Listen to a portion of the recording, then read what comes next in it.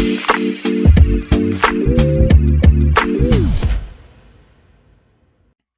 right, hello, welcome back. Go Big Orange Friday on a Friday afternoon. It is a special day because it is day one of Ethan Stone as a married man. We assume that all went well, right? Like, I have not heard from him since yesterday, Ryan. Did you go? I did go. All Did he say went yes? well. She say yes? They both said yes. Okay. Everything beautiful ceremony. So shout out to Ethan and Aaron. It was a good time, and I saw from his snap story this morning looked like he was on the plane headed to Hawaii. So it looks like everything is off and going well on day one of marriage for our friend Ethan. Shout out to him. The Hawaii honeymoon. That's a clutch one. We've thought about that one. That's not too bad. Yeah, that's big time. It's a long That's a flight big time though. trip. It's a long flight.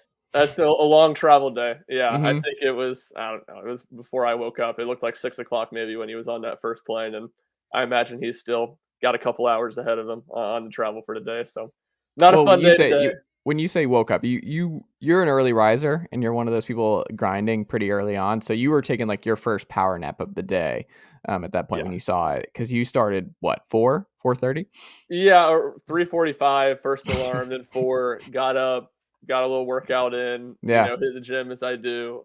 Make breakfast, do a little work, and then pop some Dr. Peppers. pop a couple Dr. Peppers after the workout. Yeah, to really fuel my body, and then get a little nap in until about 8:30, and then that's when I woke up and saw that Ethan had been on the flight. Yeah, if you want to see something special, folks, go see Ryan Schumpert at a Litton's and see how many Dr. Peppers this man Oh yeah, can put down. He's a Dr. Pepper guy. I can guzzle those things down unbelievably. Shout out to Ryan and Ethan on that front, but also just Ethan. We wish you nothing but the best, man. Safe travels, sir, and congratulations, and we'll talk to you soon. We have some stuff to talk about here, Ryan. A lot's happened in the 2 weeks away. We didn't do a show last week because there was nothing. Like, I thought about it and I was like, there is nothing. We were scraping the bottom of the barrel if we were trying, because it was like this weird, rare lull where I was like, I don't see any, like, nothing's happening in any of the sports. And then we have just a lot coming down the pike this week. Have you been going to camp every day? Have you been Yeah, there I every day? have been. Yeah, that's Okay. actually the nice part. Today was the first day they haven't practiced, so Mm, I'd been there over there since Sunday, and then we'll be back tomorrow, and I believe it's Tuesday when they have their first scrimmage. Put full mm. pads on Sunday, and I think either Tuesday or Wednesday, first scrimmage of the fall. And then I feel like once you kind of get to that point, you start to get a little bit better feel of things as they start trying to figure out who's going to play where and what the depth chart looks like and all that good stuff. So what stood out to you in the first week? Has there been anyone that's popped more for you? Have you just found yourself watching and keeping up with one position group? What has stood out to you in week one? I think a couple things. One, I think when you look at the receiver room, Broom, and again, there's only so much you can draw from the obligatory. Have to say we got to watch about 50 minutes the first day of practice, and then it's been about 20 minutes since that. And Mm, we got a little bit of 11 on 11 the first day. Since then, again, it's all drills. But in the drills portion, I think what stood out is the receiver rotation. Broom McCoy, Jalen Hyatt, and Ramel Keaton have been the starters. Walker Merrill behind Ramel Keaton, Callaway right behind Hyatt, and then Callaway, and then Holiday, the Jimmies, as we talked about. we'll never. That's what I'm saying. Yeah, Like, it's ridiculous. It's always Hol- going to be confusing. and then Holiday behind Tillman. But I Mm, say all that to say on the receiver front, Brew McCoy down in kind of the rotation on the first week. I think some of that makes a lot of sense. One, he's not eligible yet. Two, he's coming off the hip surgery in the offseason, and I think it's kind of an emphasis that you're going to have to earn your spot. And I think they're really trying to push that on him. And then on the other receiver note, which has kind of been, I feel like, more buzz about him than anybody else, is just how good Squirrel White's looked. And a lot of that is you got to take it with a grain of salt. He hasn't been, when we've been out there repping with the ones a lot, I think he's been getting some work in the rest of practice with the ones, but he's looked really good. I mean, the freshman corners and safeties who have gotten matched up with him in drills, they can't really stay in front of him at all. And I think that on the offensive side is what has stood out. And then defensively, I think more than anything is, at least we'll see how as much as continues once they get on the full pads, once they get through a scrimmage. But a lot of emphasis on them having better depth. And I think really when you look at a defensive back room, which we've discussed on here, is probably, at least in my estimation, the biggest concern going into the season. And those guys have to go out there and prove it. But I think they do have a lot of capable bodies. And I think they have more depth there than they've had really for a number of years, and I'm seeing injuries are going to happen, and that depth's going to get tested, and it'll all kind of equal out. Some guys who look like they're going to factor now probably won't end up factoring, but I think they have more options there than I thought, or at least more strong options there than I thought. That doesn't mean those guys are going to come out and play really well. I mean, they still have to do that. You can have all the guys in the world, and none of them can be good. But Mm. I think Tennessee has more options, and I think especially when you look at really the four transfers, two of them transferred in last year, Turnage and Haddon. Both those guys, there have been good things said about them and look good. And then the two guys that have come in this year, and Wesley Walker and Andre Wesley, Turnpike. my guy. Yes, and I think of those four guys, I'd be shocked if at least three, if not all four, play a really big role in the secondary this fall. It's interesting, like, a lot of stuff you read, like, VolQuest, Rocket Top Insider, everybody else is, like, the rotations and everybody got stronger. It seems like everybody's just blown away that everybody looks bigger and faster. That's, like, a takeaway is everybody's body got better. Shocking that in Yeah. a full offseason now it happened. But no, you're right, and I do think the faster part does stand out. I really think throughout the roster, and especially in the defensive back room with Mhm. Walker and Turrentine, and then obviously Charles he's in a red non-contact jersey, but he's back out there after missing a lot of last season, and he was a guy that if he doesn't get hurt in that Missouri game, I'm not sure he doesn't become one of Tennessee's most used guys in that defensive back room the rest of the season. So it'll be interesting to see. He's another one that if he can get fully healthy, I'm really watching because he really I think took a step forward early in his freshman year and was going to have a chance to really make a big impact if it wasn't for that injury. What have you seen from Bumpus? Because he's someone who's been productive when he's healthy.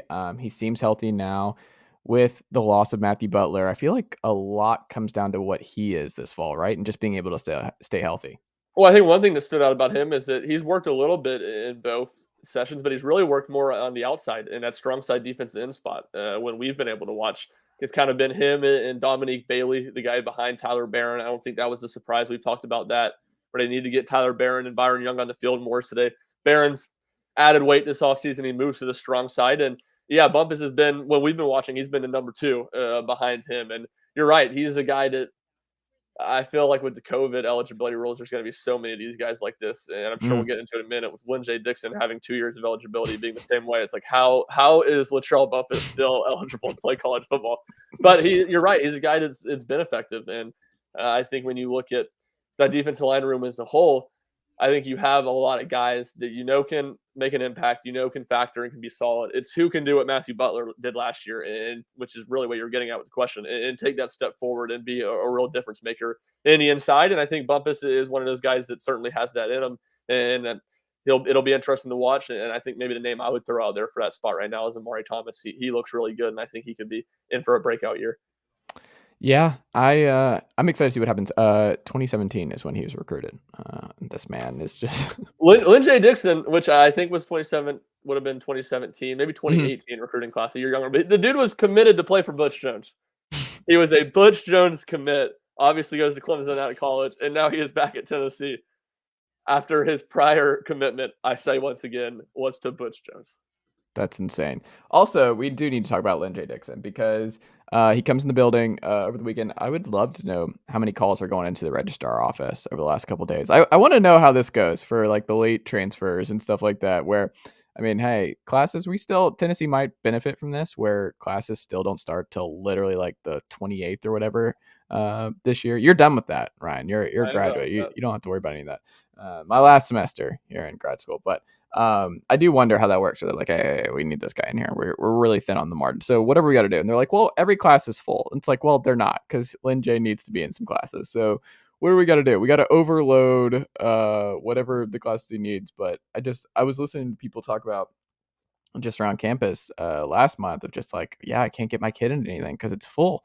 And like they got accepted and all this, but their registration window was late. So now these classes they need, they can't get into. And I'm like, I wonder how that works for the football team. I wonder what calls are made and are like, hey, just it technically full, but we have 2 open spots in the portal. So I need you to keep those 2 seats in that classroom open just in case we bring in somebody.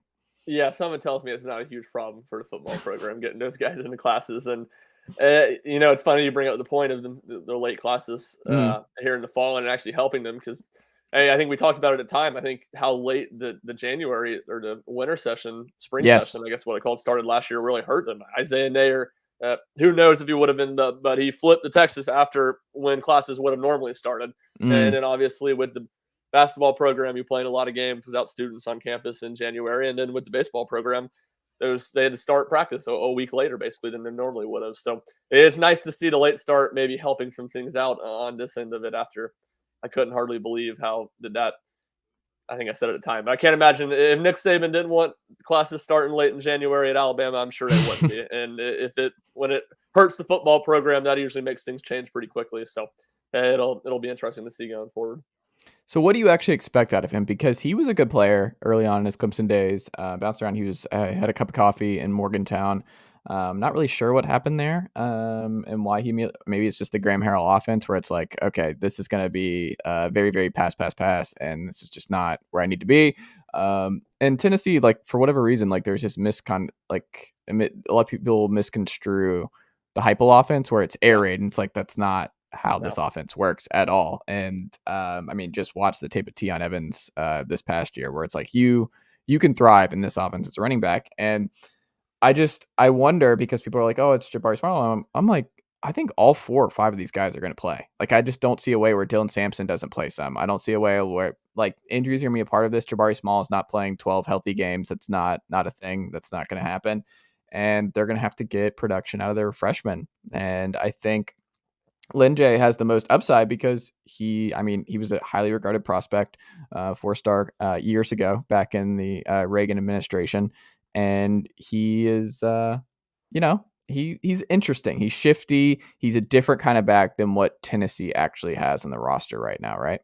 Yeah, he is interesting because I think when you look at what he did early in his Clemson career, you're playing behind Travis Etienne. It's kind of like this is a guy that could easily come in and be, a 1B to Jabari Small and be Tennessee's second back and have a really big role. But in his kind of Benjamin Button career, he hasn't, he didn't do a whole lot his last few years at Mm-hmm. Clemson. I think an injury in there. And that's where I think at the very least it was huge to get him with Lenny Whitehead being out for the season. That was already a position Tennessee wasn't very deep at, and then you lose one of your 3 returning scholarship guys before their first practice, and it was like, oh my gosh, they're incredibly thin. And that was media day Sunday when Heupel said that, and then we kind of got done, and people were hanging out in the lobby, and here walks in Lyn-J Dixon on his visit, and everyone kind of looks around like, well, this makes a lot of sense. They need this guy, and I think that's where it was a really good pickup. His ceiling, I think he's a guy who could be really good and be one of Tennessee's best backs this year.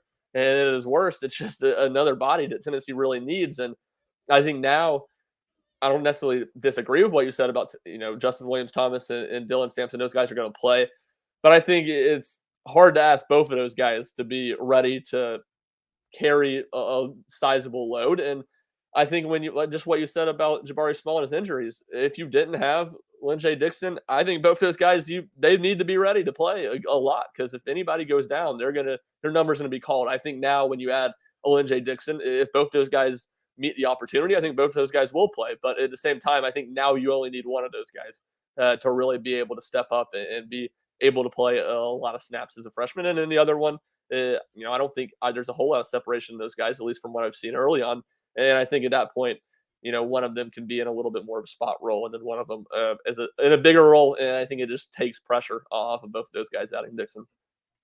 Interesting. Stanton Ramil, kind of a shocker, goes with Michigan State. The hope was that Tennessee got 2 of the Big 4. They do not. Like I think talked about 2 weeks ago.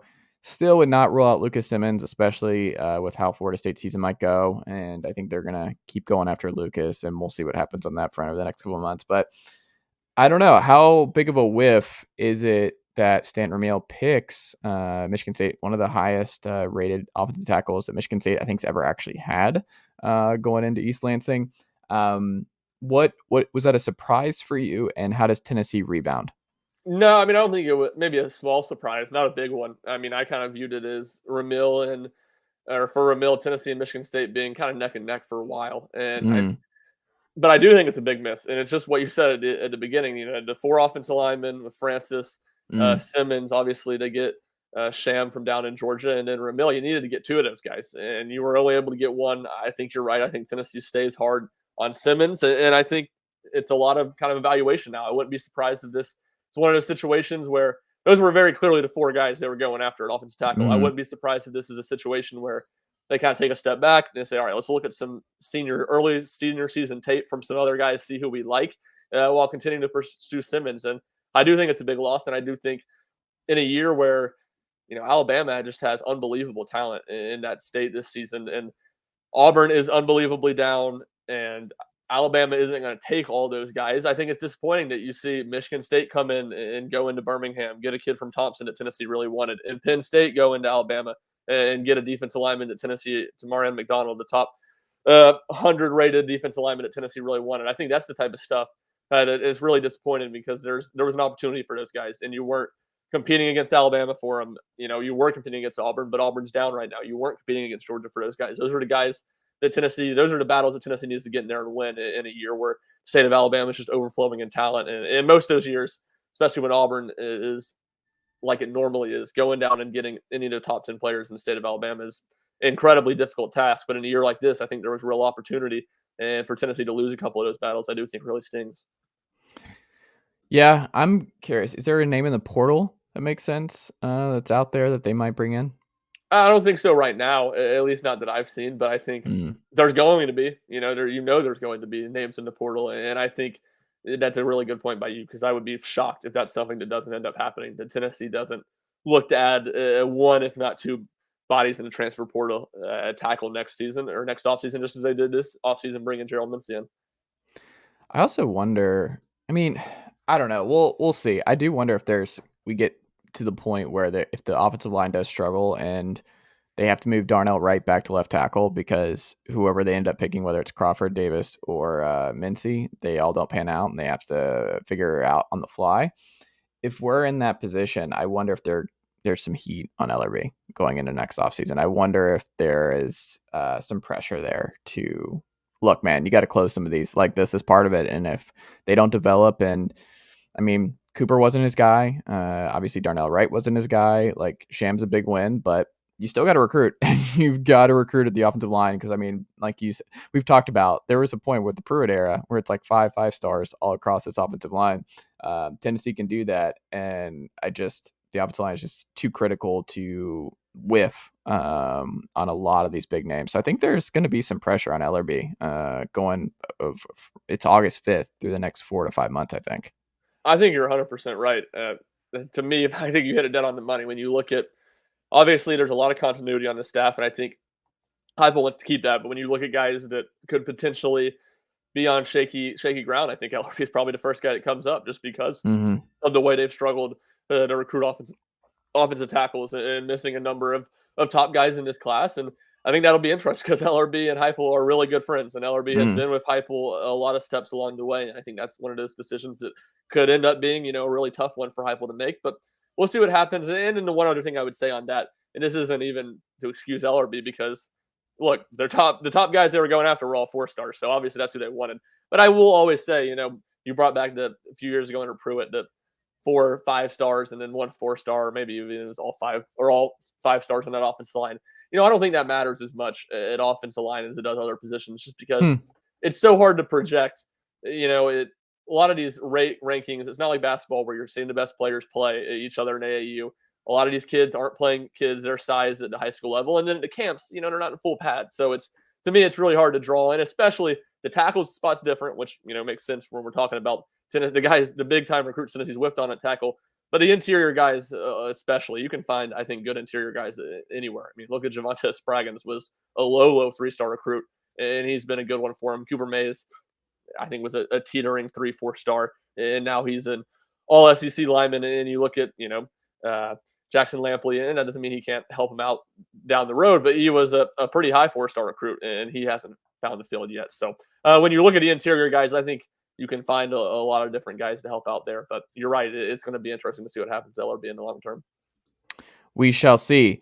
Well, let's look at a big transfer who's I'm not really worried about the program for this one. I don't know if you've heard about this. Have you seen this? Tennessee baseball might be pretty good. Might be in good hands with Tony Vitello. And even though you lose your entire outfield, it's a good problem to have where you have that. Like, that's just good recruiting bulletin board where that many guys go in the draft and sign.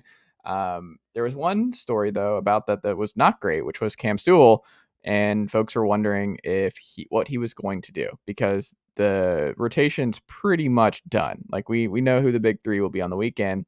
So it's like, well, all he can really do, because the portal window closed, and he kind of has to pick like what he was kind of in a weird spot, and he was obviously really important in that Florida series, really important in the postseason for Tennessee this year. I am curious to see what his role is going to be, but I think that's a pretty big stabilizer for this group, just for injuries or whatever. Like getting Cam Sewell back, I think was an underrated development this offseason, where like the Jack Alexander just wild card, where you're like, okay, what are the odds this happens and that he signs and goes somewhere else? And then Seth Stevenson getting drafted where he did, and you lose Stevenson, lose Lawson, this, that, and the other. But I think that's a pretty big under the radar win, right? It's massive. I mean, I don't think you can really overstate how big it is, just because. Yeah, probably hear me go on a tangent here, but we'll two thoughts. Mm, One, when you look at Camden Sewell, 4 years in the program, mm, bullpen guy. He started a couple SEC tournament games, never been a starter. Might not think this is, like you said, he's not really going to have a huge path to being a weekend starter this year. mm, He can't be some sort of stud. From the minute this kid stepped on campus, he has been, in my estimation, no worse at any moment than Tennessee's fifth best pitcher. Not fifth best mm, bullpen arm, fifth best pitcher. I mean, he's been one of the absolute best guys all 3 seasons that weren't affected by COVID. Over 45 innings, ERA under 3. Really, really good, really effective. Was the Swiss Army knife for him last year, who kind of when you got in the middle SEC play and you started to see some cracks in the armor for a few of those freshman starters, and they couldn't get into deep into games. Camden Sewell was there to throw 3 or 4 innings and really stabilize something in a weekend game when things were shaky. I think he's, to me, just as good as Drew Beam. I would give Chase Burns and Chase Dolan there kind of the edge over him. But I think that's just a massive get to bring back. And then when you look, the second point here, when you look at Tennessee's bullpen, it was exactly they needed a stabilizer. You lose Ben Choice, you lose Redmond Walsh, you lose Mark McLaughlin. Feel like I'm forgetting. You lose Will Mabry. You lose mm, 4 of your five or 6 top arms in the bullpen. And now there's talent there. You bring Zach Joyce in, who obviously Ben Joyce's brother, who had hadn't played the last few years and quit playing baseball after committing to Tennessee out of Walter State. You have Wyatt Evans, who has shown potential, had a great summer in the Cape Cod League.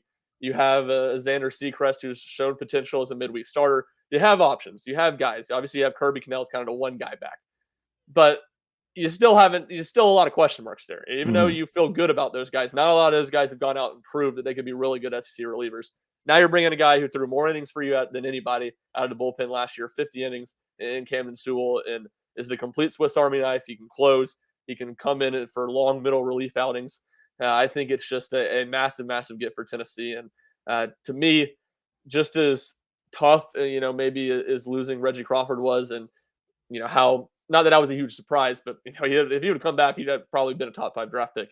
And Camden Sewell is not going to be a top 5 draft pick next year by any means.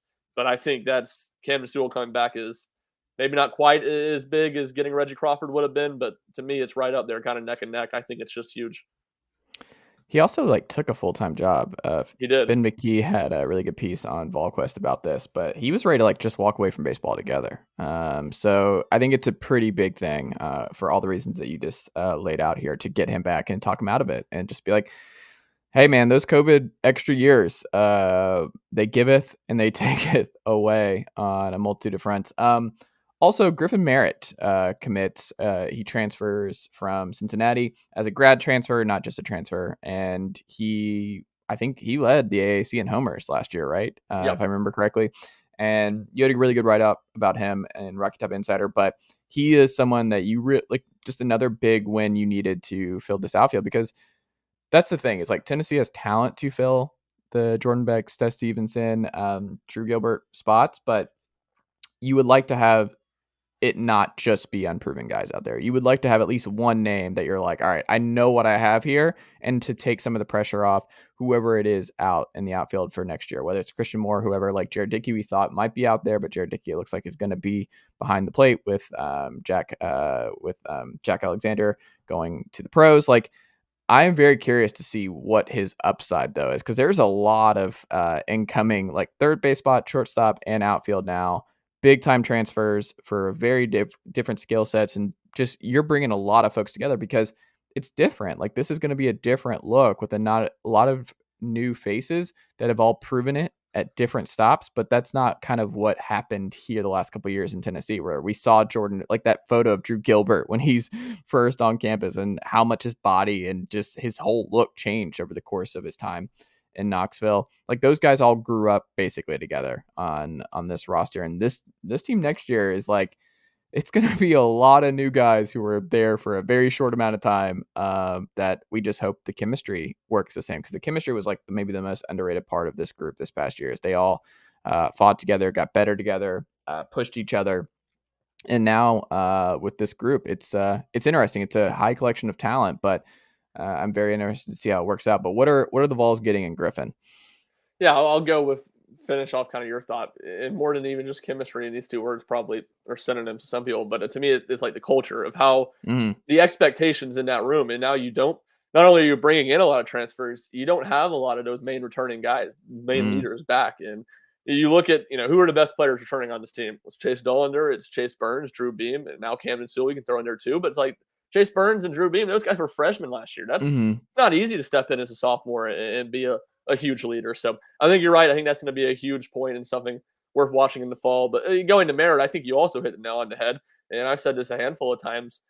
To me, it's so huge because just what you said, you have a lot of options in outfield. I don't think there was any reason to panic, but you wanted to have at least one guy you felt really good about. mm, And that was Jared Dickey. He was going to catch a little bit, maybe a game on the weekend. He was going to be an option there, but more times than not, he was going to be in left field. When mm, Jack Alexander signs with the Royals, that just completely gets flipped on its head. And all of a sudden now Dickey's going to have to do a lot of what Evan Russell did and basically be what I expect to be a full-time catcher.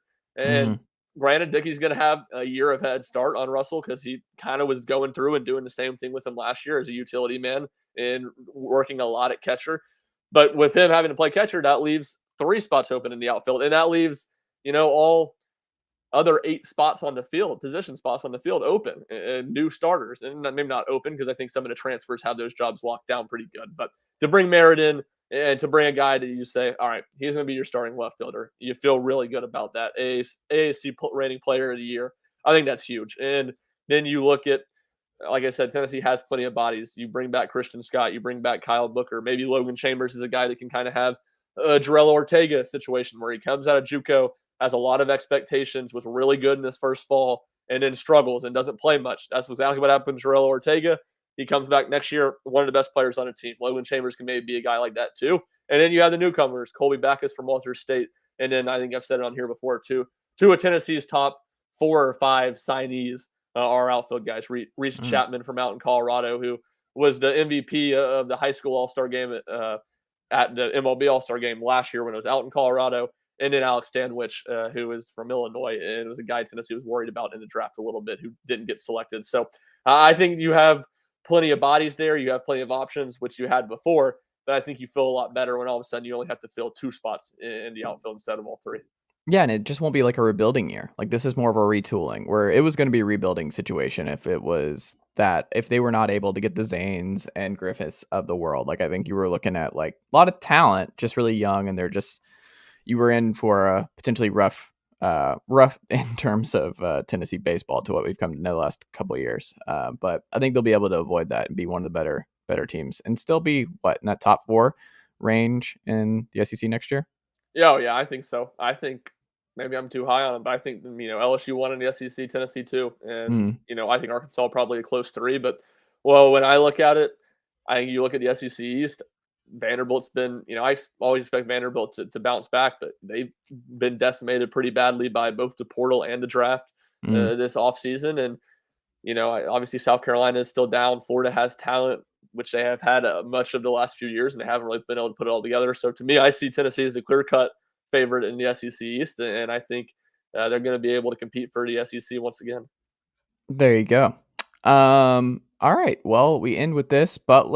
The Butler Bulldogs, Tennessee, schedule a date this fall. What do you make about it's kind of sad that Butler has just fallen off so much in the last couple of years, because I mean, if you even look at this 5 years ago, you're like, wow, Yeah. this would be awesome. And also, let's do this in Hinkle. Like why would that would be so cool. And I bet you get a lot of Tennessee people, because it's not a crazy drive from Knoxville to Indiana for a Butler just to go to the field house once and see a game and Tennessee play there. And I'm sure Barnes would love to play there. But what do you make about the Butler Tennessee date?